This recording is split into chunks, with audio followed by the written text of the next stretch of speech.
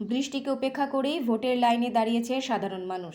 হাওড়া জেলার শ্যামপুর ১৭৯ নম্বর বিধানসভার বিজেপি প্রার্থী হিরণময় চট্টোপাধ্যায় ১ নম্বর অঞ্চল ডিহি মণ্ডল গ্রাম পঞ্চায়েতের ১৭৮, ১৭৯ এবং ১৮০ নম্বর বুথে যান পরিদর্শনে। ছাতায় মাথায় দিয়ে কখনো কর্মীদের সাথে হেঁটে, কখনো বা গাড়িতে, আবার কখনো টোটো করে এসে বুথ পরিদর্শন করলেন তিনি জানান, এই শ্যামপুর আমার মায়ের জন্মভূমি, পাশেই উলুবেড়িয়াতে আমার জন্ম। আমি বড় হয়েছি এই জেলাতেই। এখানে বাড়িতে বাড়িতে মদ ডেলিভারি করা হয়।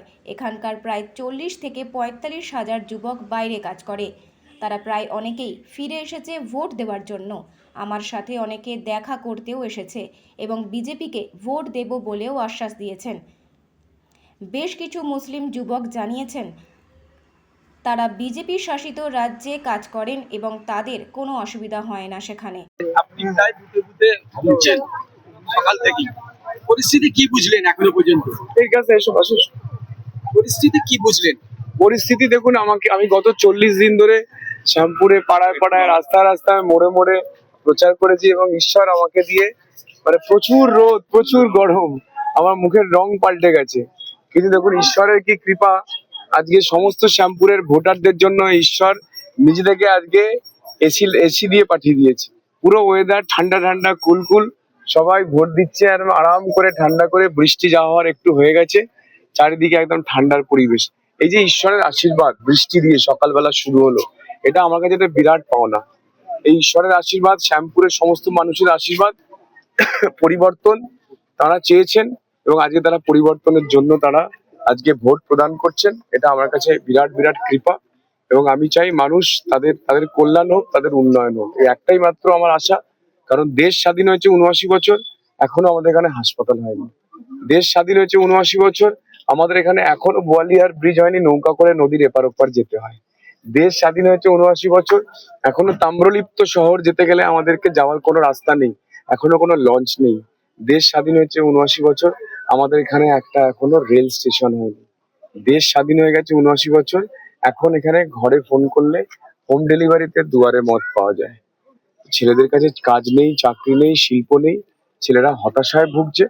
তো আমার মনে হয় যে সেই সমস্ত যুব সমাজ যারা মদের নেশায় ডুবে গেছে, তারাও আজকে ভোট দেবে এই জন্য যে তাদেরও কাজ চাই, শিল্প চাই, চাকরি চাই।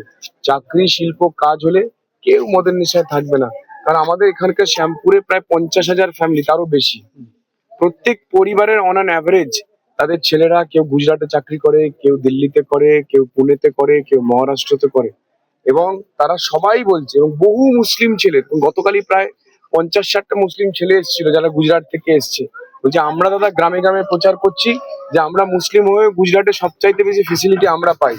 তো বলে টিএমসি যে অপপ্রচার করে, যে মুসলিমদেরকে তাড়িয়ে দেবে, আমরা প্রচার করছি পুরো। মানে মুসলিমরাও ভোট দিচ্ছে। আমি একটু আগে দেখলেন আপনারা একটা বুথেতে সমস্ত মুসলিম ভাই বোনেরা তারা কিভাবে সাড়া দিচ্ছে। তারা আপনারা দেখলেন আপনার ক্যামেরাতে কিভাবে তারা সবাই বলছে দাদা আমরা আপনার পাশে আছি। এটাই সবচেয়ে বড় পাওনা। শ্যামপুরে সবাই একসঙ্গে থাকি আমরা। এখানে আমরা দাঙ্গা করানোর চেষ্টা করেছিল, কিন্তু দাঙ্গা আমাদেরকে হতে দেয়নি। আমাদের শান্তিপূর্ণ শ্যামপুর, শান্তি চাই, কাজ চাই, চাকরি চাই, শিল্প চাই, হাসপাতাল চাই, আমাদের বোয়ালিয়া ব্রিজ চাই, রেল স্টেশন চাই, এইটুকুই চাই। কোনো সমস্যা না না, বেড়ে গেল বৃষ্টির জন্য। আপনারা দেখবেন প্রায় ৯০ থেকে ৯৫% মতো ভোট হবে শ্যামপুরে। মানে এত সুন্দর ওয়েদার, মানে পুরো শ্যামপুরেতে ঈশ্বর এসি লাগিয়ে দিয়েছে, এয়ার কন্ডিশন লাগিয়ে দিয়েছে।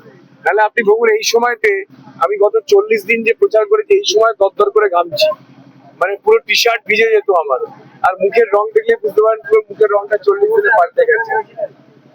গোটাটা ঘুরলেন, কোনো অশান্তি, কোনো সমস্যার ঘটনা? এখনো অব্দি কোথাও কোনো অশান্তি হয়নি। সকালে ২-১টা মেশিন কাজ করছিল না, কিন্তু সঙ্গে সঙ্গে ইলেকশন কমিশন অফ ইন্ডিয়া এবং এখানকার যিনি পুলিশ অফিসার আছেন, যিনি এখানকার আরো সাহেব আছেন, সবাই মিলে সঙ্গে সঙ্গে প্রম্পটলি সমস্ত সমস্যার সমাধান করছেন।